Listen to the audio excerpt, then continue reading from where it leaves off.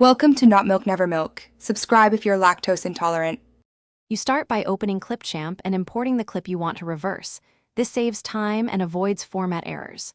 Once done, create a new project that matches the clip's aspect ratio so playback remains correct. Make sure the clip's frame rate is consistent with your project. Mismatches cause stuttering.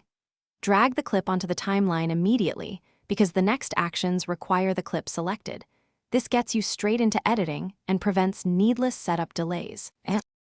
Once the clip is on the timeline, select it and look for the reverse command in the right-click menu or the toolbar. This is the single most direct method.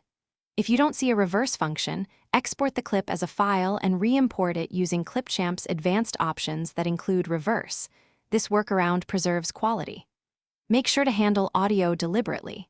Either mute, detach, and reverse the audio track, or replace it. Sync by nudging in frame increments so sound matches reversed action. You export the project using the same resolution and frame rate you started with to avoid playback issues. Decide on higher quality or smaller file size depending on delivery.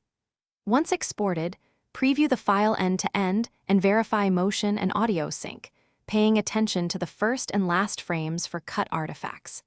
If you notice stuttering or jumpy motion, re-export the original clip at its native frame rate and re-import before reversing again.